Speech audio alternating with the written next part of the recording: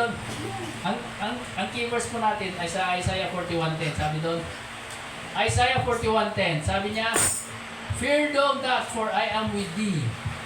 Be not dismayed, for I am thy God. I will strengthen thee. Yeah, I will uphold thee with the right hand of my righteousness. Ayan. King James pala yung sinabi ko. King James ba? So do not fear, for I am with you. Do not be dismayed, for I am your God. I will strengthen you and help you. I will uphold you with my righteous right hand. Ito po ang stand ng ating Panginoon sa atin, no? Ano sabi niya? Huwag daw tayo matakot. Sabi doon, fear not, for I am with you. Huwag daw tayo matakot dahil kasama natin siya. Ito ay nagre-remind sa atin na huwag tayo matakot sa ating mga gagawin. Huwag tayo matakot dahil kasama natin siya at susuportan niya tayo. Ang promise nga niya, lagi siyang nasa atin. Parehas lang yan dun sa Isaiah chapter 43 verse 1 to 2, 1 to 3. Halos parehas lang po yan, yung pangako ng Diyos niya. Sabi din niya doon, fear not, for I am with you. Sabi niya doon, dumaan ka man sa apoy, dumaan ka man sa, hindi ka masusunog doon, dumaan ka man sa apoy, hindi ka, sa tubig, hindi ka malulunod, sabi niya doon. Isaiah 43 verse 1 to 3 yun. Kaya, yan po ang stand ng Lord sa atin. Ang laging kasama natin siya. Kaya, ang presence, yung topic nga natin ngayon ay yung topic natin living in the presence of God. Kaya ito, nasa atin lagi ang ating Panginoon. Sabi niya, this is what the Lord said. Do not fear, for I have redeemed you. I have summoned you by my name. Tinawag niya tayo sa ating pangalan. Sabi doon, you are my mind. You are mine. Sa verse 2, sabi niya doon, dumaan ka man sa, when you pass through the waters, I will be with you. And when you pass through rivers, they will not sweep over you. When you walk through the fire, you will not be burned. The flames will not set you ablaze. Ito po ito, kasi nangyari po ito dun sa mga kasama ni Daniel, di ba? Hinulog sila sa burning furnace na 7 times na pinainit, pero hindi sila namatay, hindi sila nasunog. Sabi nga dun sa Bible, hindi man lang nangamoy, pusok yung kanilang mga damit. At yung pong yung pagdaan nila sa mga rivers na nangyari din po yan kay Joshua, kay Moses, dumaan sila sa mapa, hindi sila nalulot, dumaan sila sa water. Yan din po ang pangako ng Diyos sa atin. Kaya, balik tayo din sa verse chapter 43 verse 1 to 2. Ano sabi doon? Be not dismayed, for I am your God. 43 verse 1. 41 verse 10. Sorry. Sabi doon, be not dismayed, for I am your God. Huwag daw po tayong madismaya dahil siya ang ating Diyos. Sino ba ang ating Diyos? Jesus. Siya yung kayang gawin ng lahat. Kaya huwag tayong madismaya dahil kayang gawin ng lahat ng ating Diyos. Sabi nga doon sa Genesis chapter 18 verse 14, sabi niya, mayroon ba akong hindi kayang gawin? Sabi niya. Doon din sa Numbers chapter 11 verse 23, sabi niya doon, inulit niya, mayroon ba akong hindi kayang gawin? Sabi niya. Nakalagay din sa Luke chapter 1 verse 37, ang Diyos ay kayang-kayang gawin ang lahat.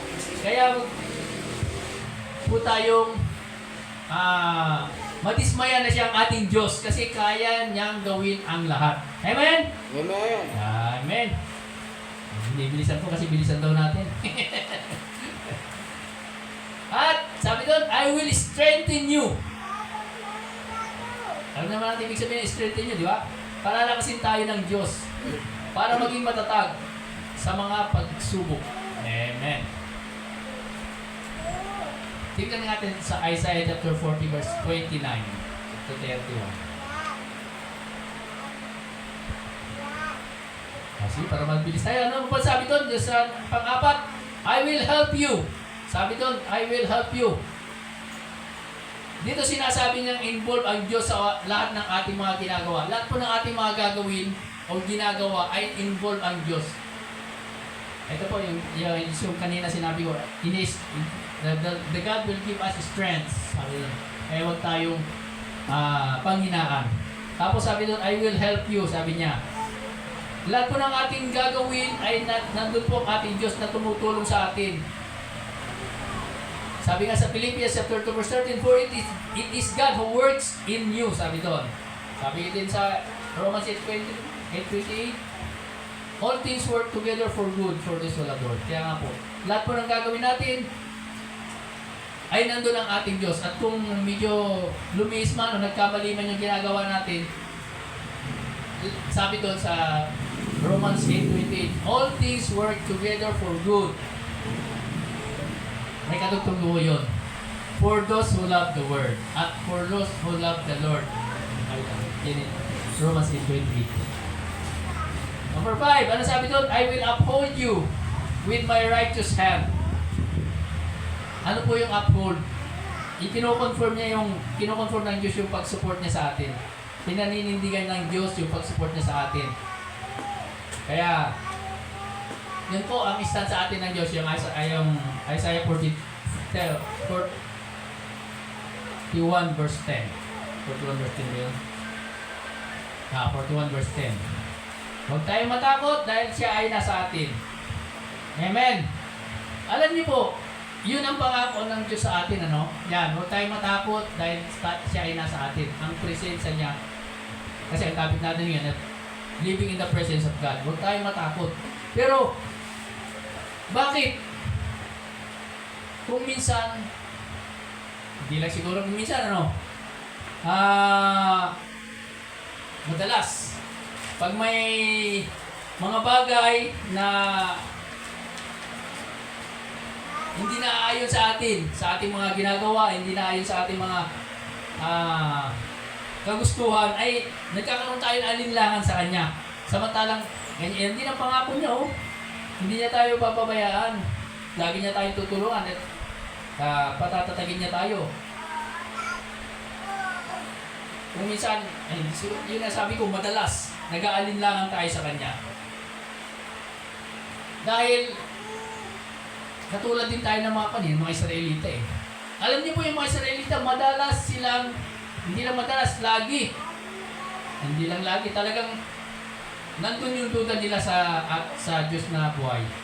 Kasi, naniniwala lang sila pag nakikita nila yung mga kababalaghan o nagawa ng kapangyarihan ng ating Panginoon. Pag nakita nila yun, nare-revive sila, naniniwala sila, yung kanilang pag-iisip na turn. Naniniwala sila kagad sa Diyos. Pero pagkatapos noon, wala na naman. Hindi na naman sila naniniwala. Yung pag-aalinlangan ay nandun na naman. Kaya, maaaring katulad din tayo ng mga Israelita, no? Na kung minsan, pag nakita natin yung maganda yung ginagawa ng Panginoon sa atin, talagang ang pananalig natin sa Kanya okay. To the max. Pero pag nagkaroon tayo ng konti problema, wala. Bigla tayong nag-U-turn sa ating Panginoon. Alam niyo po, ikikwento ko lang yung tungkol kay Elijah. Kilala niyo po si Elijah? Sigurado ako hindi niyo nagtitinda ng taho dyan. Si Elijah po, isa sa mga pinaka-great na prophet na nakalagay sa Bible. Ang buhay po niya,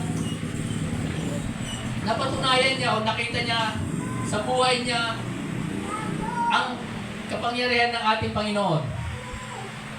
Alam niyo po ang kwento ni Elijah? Ikikwento natin. Tingnan natin para magkaroon tayo ng konting idea sa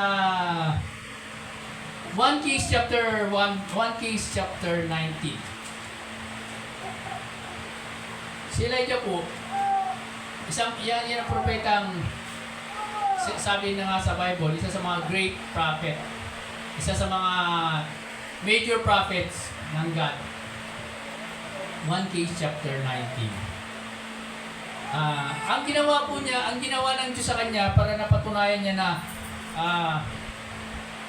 ang kapangyarihan ng Panginoon sa kanyang buhay ay nag-declare siya, nag-prophecy siya na ito ko na lang yung chapter 17 hanggang 19 ay hanggang 18. Nag-prophecy siya kasi ang Israel ay nagkasala uli sa Panginoon sa pamamagitan ng kanilang hari, si Haring Ahab. At nag-declare si Elijah na hindi magkakaroon ng tubig, ng ulan hanggat hindi niya sinasabi, yun ang pagkasabi niya. Hanggat hindi ko sinasabi, hindi magkakaroon ng ulan. Kaya dineclare niya yun nangyari. After, hindi nagkaroon ng ulan. After 3.5 years, hindi nagkaroon ng ulan. Wala ko dyan, nasa chapter 17 hanggang 18 po yun. Ang ginawa kaya yun, napatunayan yung kapangyarihan ng Diyos sa kanya na pag may sinabi siya ay hindi ay natutupad. Kaya nakapatunayan niya ang kapangyarihan ng Panginoon. Nung sinabi niya yun sa kay Haring Ahab, nagtago siya ngayon para hindi siya mamatay, para hindi siya patayin. Doon sa pinuntahan niyang lugar, sa Sarepta, doon pinakain siya ng isang balo. At ang nangyari, namatay yung anak nung pinakainan niya, yung tinutuluyan niya. Kaya ang ginawa niya, nanalangin siya sa Panginoon at nabuhay yung yung anak niya. Tumigdolong story short lang yan, mahaba po yun eh. Ayan, nagpunta nga si Elias kay Ahab, yun, nagkaroon ng tagutong sa Samaria, tapos pumunta siya sa ikon po mo lang sis, para makita natin. Ito po yung time na itineclare na ng Diyos na magkakaroon na ng ulan. Ito, nakipagtagpo si Elijah kay Ahab, kay Haring Ahab para sabihin, ito lang mo lang para makita natin. Para sabihin na magkakaroon na ng ulan. Sige ba? Sa paglalakbay ni Obadias, nakasalubong niya si Elias. Si Elias po yan, si Elijah. Tagalog si Elias. Ako nga, sagot naman dito. Pumunta ka sa iyo, Panginoon, si Ahab, at sabihin mong, narito ako. Sige, dito ko pa na. Ganito naman ang sagot ni Obadias. Ano pong kasalanan ang nagawa ko sa inyo at gusto niyo akong mapatay ni Ahab? Saksi si Yahweh, ang inyong buhay na Diyos. Hinahanap kayo ni Haring Ahab sa bawat bansa sa daigdig. At kapag may nagsabing wala kayo roon, ayaw niyang maniwala hanggat hindi sila nanunumpa na kayo'y talagang hindi nila nakita. At ngayon, pinapupunta ninyo ako sa kanya para sabihin, narito kayo. Oo, ano ngayon ang mangyayari sa sandaling ako umalis upang sabihin kay Ahab na narito kayo at dadalhin naman kayo ng Espiritu ni Yahweh sa lugar na hindi ko alam. At kapag hindi nila kayo nakita, ako ang kanyang papatayin. Maawa kayo sa akin sapagkat ako po naman ay may takot kay Yahweh mula pa sa pagkabata. Hindi po ba ninyo napabalitaan na may 100 propeta ni Yahweh na aking iniligtas nung sila'y gustong patayin ni Jezebel? Tinago ko sila sa isang ingig, tigliliman po bawat pangkat at dinalahan ko sila roon ng pagkain. At ngayon pinapupunta niya ako kay Ahab upang sabihin, narito kayo, tsak, napapatayin ako niya ako. Ngunit sinabi ni Elias, saksi si Yahweh ang buhay na makapangyarihan sa lahat. Haharap ako kay Ahab sa araw na ito. Yun nga, ituloy-tuloy na natin. Nagkaharap sila dyan at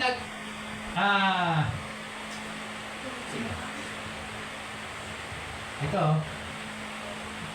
nagkaroon sila ng parang challenge. Nagkaroon challenge niya.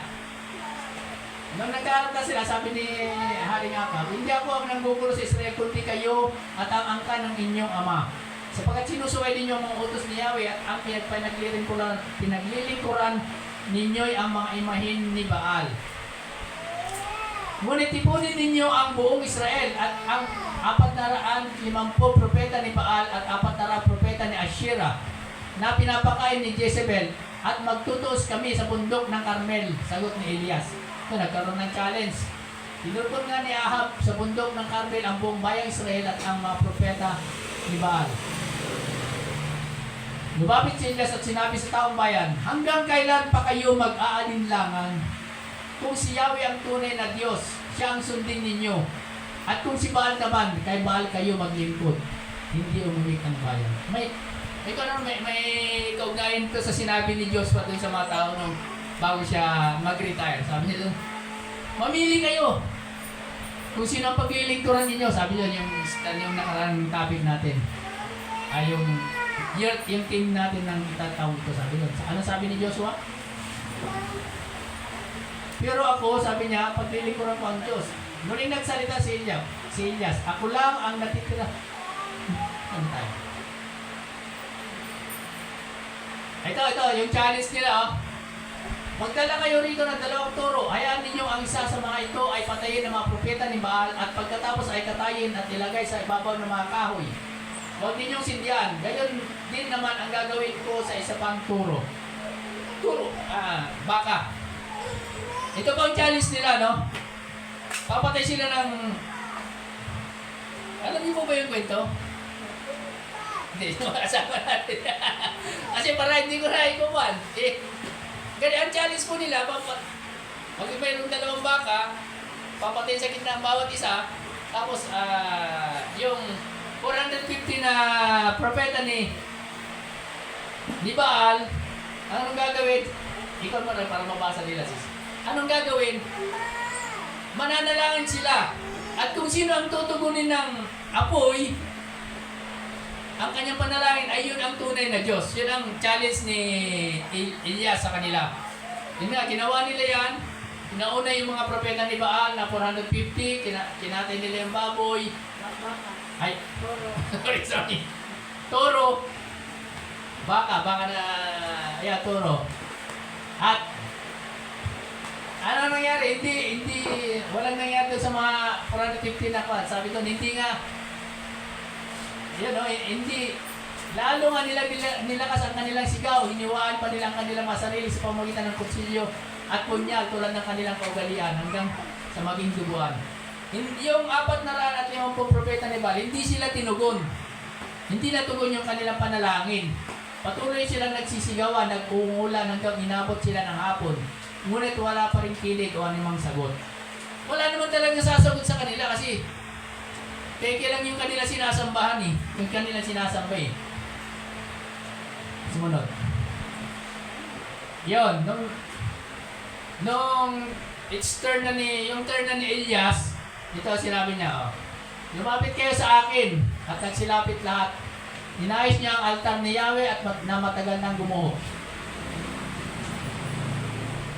Kung minsan kasi sa buhay natin may altar sa atin si Yahweh, ang ating Diyos eh.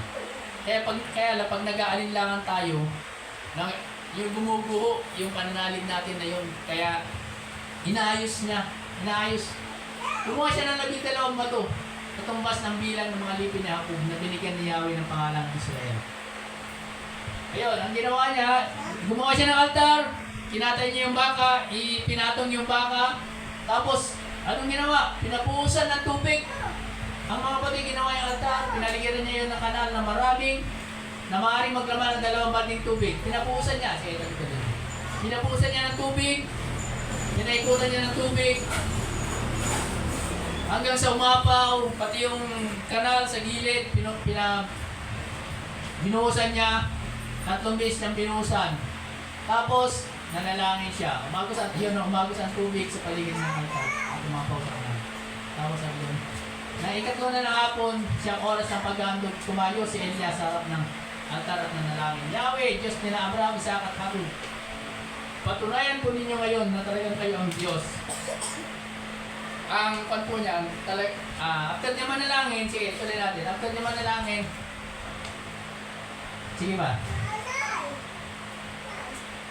Noon din nagpapaba ng apoy si Yahweh at tinupok ang handog ng kahoy at ang mga bato sa lupa. At ang mga bato at lupa sa paligid, pati ang tubig sa kanal ay natuyo. Amen ba? Pag nananalain po tayo ng taimtim sa ating Diyos, ay tinutugon po ang ating panalangin. Kasi tunay ang ating Diyos. Sabi nga, amen ba? Amen. Sabi nga dun sa prayer, yung prayer ng mga 450 na kay Baal, hindi tinugon kasi wala naman silang peke yung kanilang Diyos eh. Pero yung panalangin ni Elias, tinugon kasi tunay yung kanyang Diyos. Sabi nga dun, the prayer of the pervert, righteous man, availeth much, sabi doon sa Bible verse. Ayan po, ano po yung ibig kong sabihin dito, no? Napatunayan ni Elias yung kapangyarihan ng Diyos sa kanya, na nakita ni Elias yung presensya ng Diyos na sa kanyang buhay. Pero anong nangyari dito? Titignan natin sa chapter 19. Biglang bumaliktad, bigla siyang bumaliktad yung kanya sa Panginoon. Dahil nung nangyari to, nung natapos na ito, scroll mo lang ng tuloy-tuloy sis para mabasa nila. Kaya habang nagpapaliwanag ako. Nung nangyari na po ito, umuwi na sila. Ito, pinatay pala niya yung mga propeta. Ayun, huli ninyo mga huwag ninyo kaya makatakas. Hinuli nila, ay pinagpapatay doon. Pinatay ni Elias yung mga propeta ni Baal. 450 po yan. Pero mo, laban sa 450. Sinabi ni Elias kay Ahab, lumakad ka na, maaari ka nang kumain at uminom. Sige, tuloy natin. Samantala si Elias ay kumakain to. Sige. Ito po. Abang nang matapos na yon, tinugon na nung sabi nga ni Elias, di ba, na magkakaroon na ng ulan. Kaya tuloy-tuloy na natin. Nagkaroon na ng ulan po diyan. Sige, tuloy lang. Nung papauwi na sila, sige. Ito. Nung pauwi na sila, nabasa naman natin na si Haring Ahab, sumakay na sa kanyang karwahe, papunta dun sa palasyo. Ito si Elias naman, nilukuban siya, nagpresensya ng Diyos. Yun siya sabing, presensya ng Diyos. Lumuhog kay Elias ang kapangyarihan ni Yahweh at hinigpitan ni Elias ang pagkatali ng kanyang damit. Si Elias kung panang yun malabal lang at saka yung skin ng balat ng kanyang sinturon, sabi nila. Tumakbo, naunahan pa niya yung karwahe.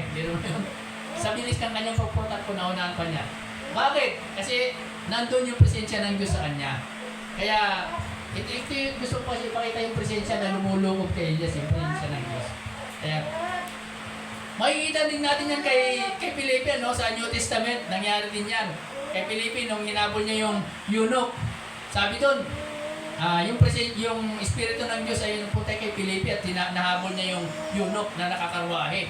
At habang tumatakbo nga yung karwahe, binabasa yung kasulatan ng eunuch eh. Sumasabay siya dun sa pan habang nagbabasa. Ibig sabihin, ganun po pag ginagabay, nasa atin yung presensya ng Diyos ay bumibilis po tayo. Kaya, bakit biglang na bago yung pananaw ni Elias sa Ahab? Nung sumunod na chapter kasi, si Haring Ahab, binalita niya sa kanyang asawa, si Jezebel, na pinatay lahat ni Elias yung kanyang mga propeta dahil hindi tinugon yung kanilang panalangin. Alam niyo ang sagot ni Jezebel? Siguro, kung ordinary yung tao lang siguro, maniniwala na siya na ba't ko sinabing ordinary yung tao? Kasi, si Jezebel, napatunayan niya na mali yung kanyang paniniwala, na hindi tinugon yung kanilang panalangin. Tapos, namatay pa yung kanyang mga kawan. Pero, hindi pa rin siya naniwala na ang Diyos ni Elias ay totoo. Anong ginawa niya? Gumawa siya ng sulat. Sige, yan. Nagpadala si Jezebel ng isang sugo kung sabihin kay Elias, patayin sana ako ng Diyos kung hindi ko gagawin sa iyo ang ganito rin. Gumawa ng sulat si Jezebel at ibinigay kay Elias. At nung makita ni Elias yun, Doon po na bago yung kanyang pananaw sa Panginoon. Bakit? Nagkaroon, parang na-discourage siya eh. Tayo kasi kung minsan, pag may problema tayo, kahit na nakikita natin yung kapangyarihan ng Panginoon, kahit na nararamdaman natin yung presensya niya, pag nagkaroon na tayo ng konting problema, biglang na babago kaagad yung ating pananaw sa Panginoon.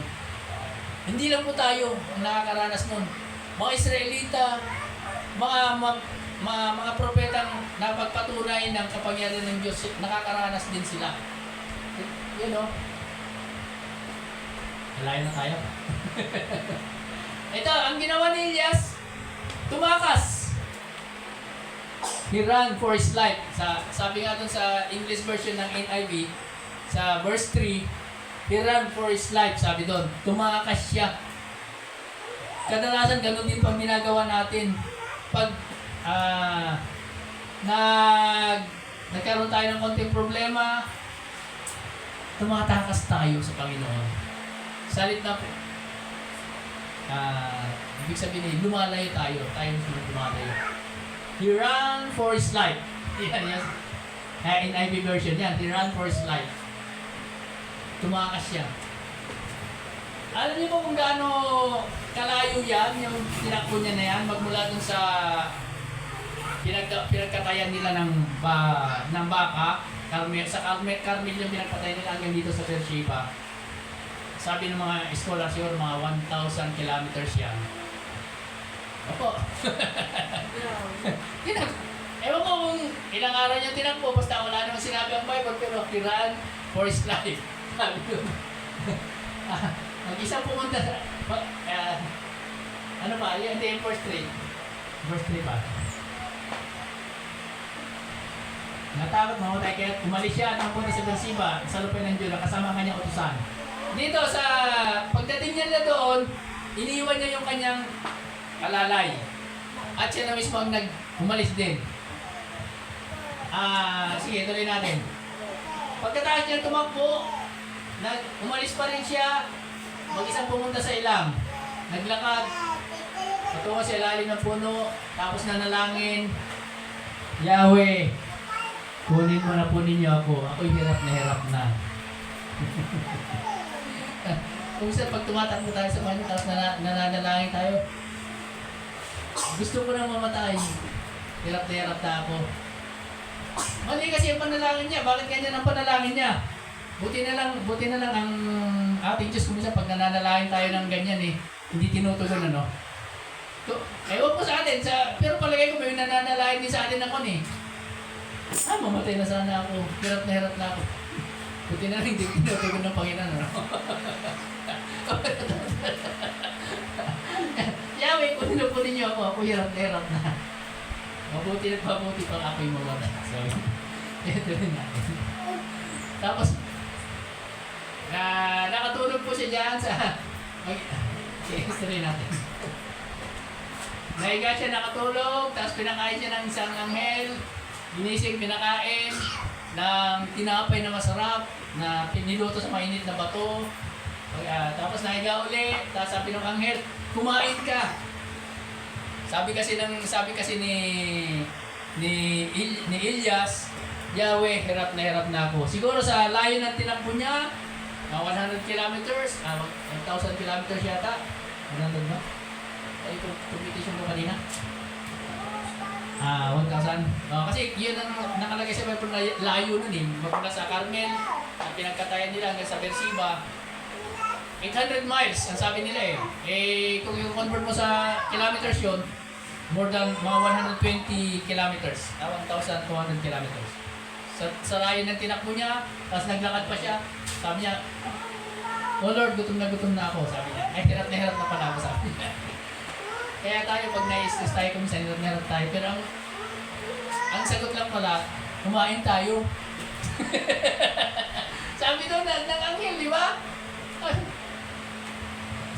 Sabi ng anghel, ayun, pinibigyan ng kumain nga siya at uminom. Pero para sa akin kasi yung pagkain na yan, hindi yung kanyan spiritual na pagkain. Sa pagkain na ito, sa pagkain niya na ito, naglakad ulit siya. Papunta sa Horeb. Yung pong Horeb, doon po naniniwala yung mga Israelita, yun po yung Mount Sinai, yung Horeb. Doon naniniwala mga Israelita, nandun yung God. Kaya doon siya pumunta. Sige, ituloy lang natin.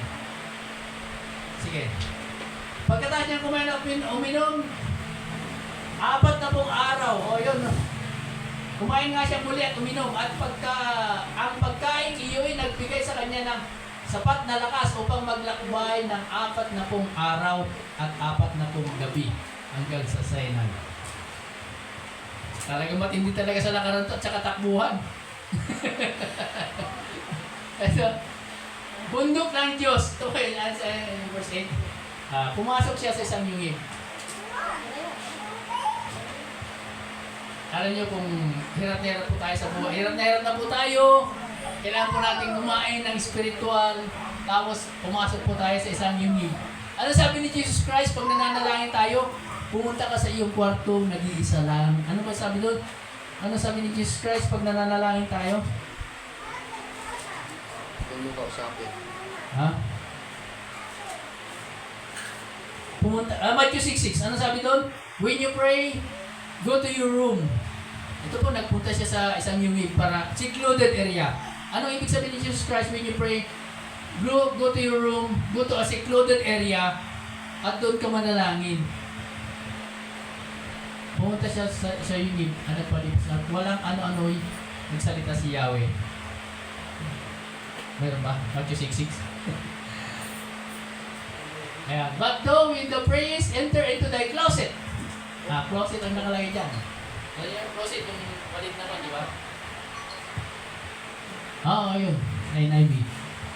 Mas matindi yung closet, talagang kulog na kulog yun, di ba? Pag nananalangin ka, punta ka sa lugar na kulog na kulog. Talagang sarili mo. Alam niyo po sa Pinyel, lagi sinasabi ni Pastor, may mga prayer room doon eh. Na talaga, nakapunta kayo sa Pinyel, sa Tarlac. Yung EGR na sinasabi, doon po sa Pinyel, may mga prayer room po doon na nakasiklod ka talaga. Maliit lang na room na ikaw lang talaga. Ito, kaya mas maganda punta ka sa isang lugar na maliit, sa closet na lang. Para solong-solo mo. Mag-pray, close the door and pray to your Father who is unseen. Then your Father who sees you, what is done in secret, will reward you.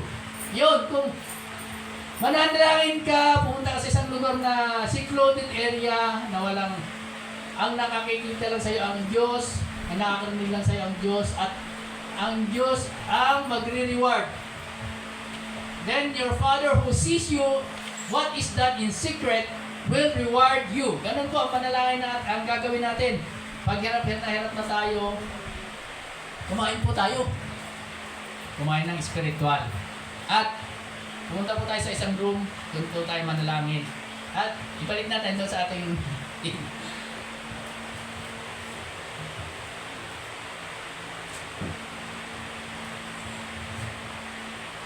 ano yun? Isaiah chapter 41. 41 ba? Ay, Isaiah. 1 Kings chapter 40. 1 Kings, ano yun?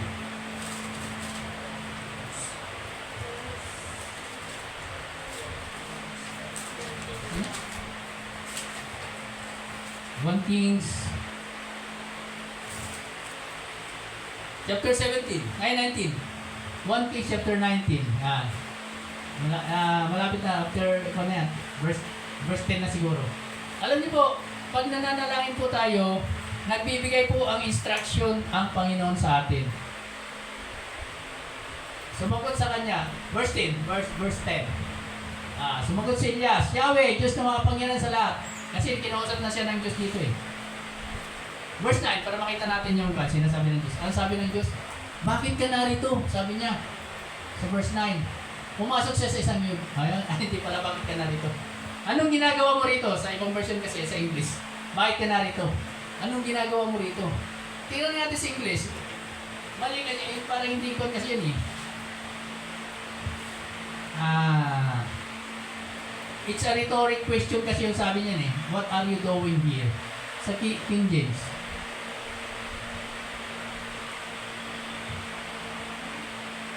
Yun, tinanong siya ng Diyos eh, bakit, anong ginagawa niya dun? Anong ginagawa niya dun eh? Bakit hindi ba alam ng Diyos yung kalagayan ni Elias? Hindi. Alam ng Diyos yun. Oh, what does mayroon may tongue twister yan. But the Lord said, pag nananalahin po tayo kasi, ito isang rhetoric question na tinatawag nila, yung question na, alam naman ng Diyos yan eh, kung anong pakay ni Elias doon, kung anong kalagayan niya, pero tinatanong pa rin siya. Ganoon din po sa atin eh. May mga gusto po tayo, alam ng Diyos po yung mga gusto natin, pero gusto ng Diyos na i-express po natin yung mga bagay na yon sa Kanya. Sabihin po natin nang gagaling talaga sa atin personal. Ano sabi ni Elias? Ako lang po, sa Tagalog na lang, sa verse 10. Ako lang ang naiwan sa mga alagad mo, sabi niya tayan. Verse 10. Sumagot si Elias, Yahweh, Diyos na makapangyarihan sa lahat, ikaw lang po ang pinaglilingkuran ko sa tanang buhay ko. Subalit sinira po ng bayang Israel ang kanilang kasunduan sa inyo. Minasak nila ang inyong mga altar at pinatay ang inyong mga propeta. Ako na lamang ang natitira at pinaghahanap nila ako upang patayin. Kumisan masyadong hindi ko alam kung dinigrade ni Elias yung kanyang sarili o in-upgrade niya. Kasi siya na lang daw natitira eh. Hindi naman yun. Hindi naman totoo eh. Sinabi nga ni Yahweh sa kanya sa sumunod na verse dyan, hindi, may tinira akong 700, sabi niya. Verse 12. Sige. Sige. Ganito ang sagot ni Yahweh. Ganito ang sagot sa kanya. Lumabas ka at tumayo sa ibabaw ng bundok sa harapan ko. Pagkasabi nito ay dumaan si Yahweh at tumihik ng napakalakas na hangin. Sumabog ang bundok at nagkadurog-durog ang mga bato sa lakas ng hangin. Ngunit wala sa hangin si Yahweh. Nang tumigil ang hangin ay lumindol, ngunit wala sa lindol si Yahweh. Pagkalipas ng lindol ay kumidlat, ngunit wala pa rin sa kidlat si Yahweh. Yun doon sa verse 12. Pagkalipas ng kidlat, narinig niya ang isang banayad na tinig.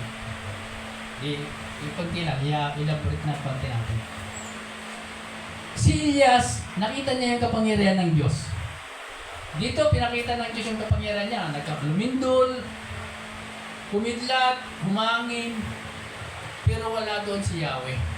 Alam niyo po, nandun yung kapangyarihan ni Yahweh, nakita ni Elias yung kapangyarihan ni Yahweh, pero wala doon si Yahweh. Parang, paano yun?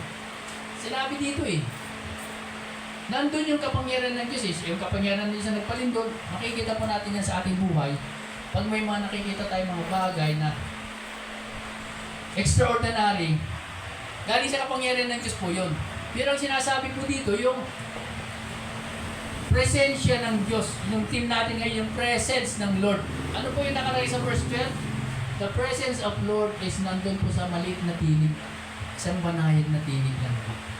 Kaya siguro sinabi ni Jesus Christ na kung manalangin ka, pumunta ka sa iyong closet, nandiyan naman yung closet, napakaliit yan, doon ka manalangin, kasi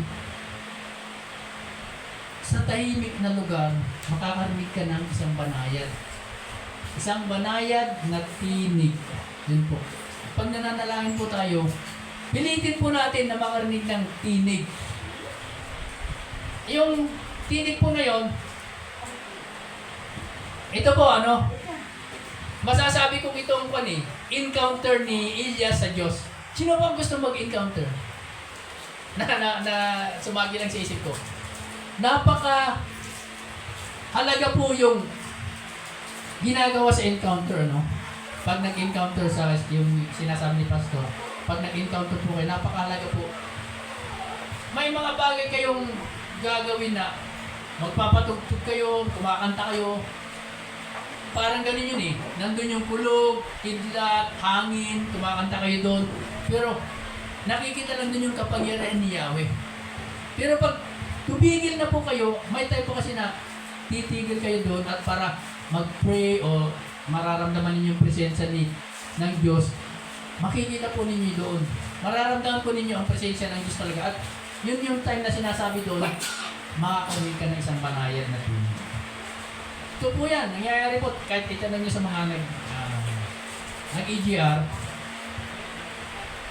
makakawin po sila. Kaya napakaganda po yung sinasabi ni Pastor na kung makapunta kayo, para doon po, tulad po ito ng ginawa ni Elias na sinik niya yung presence ng Lord doon sa Horeb at na nakarinig siya ng banayad na boses.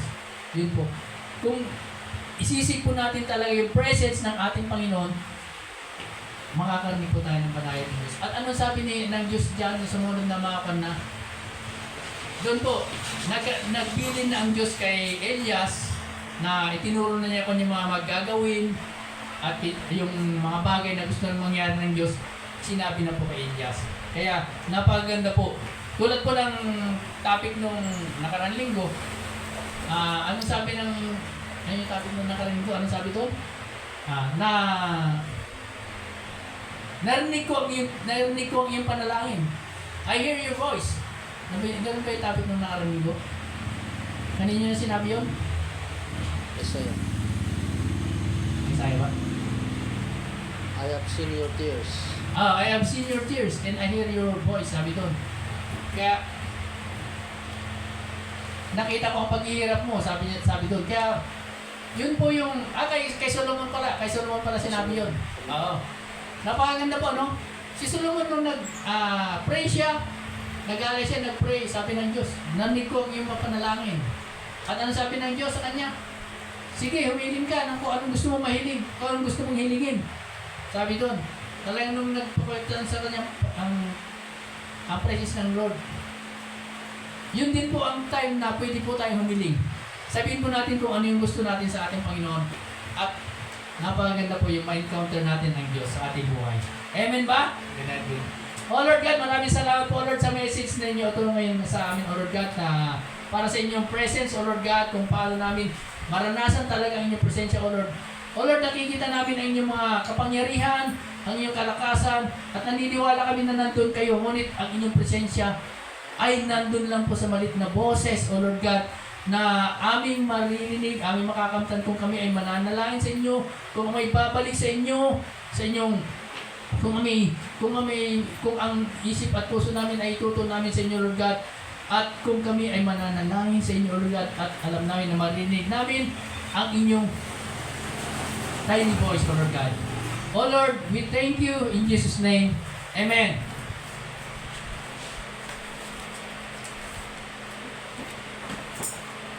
Lord.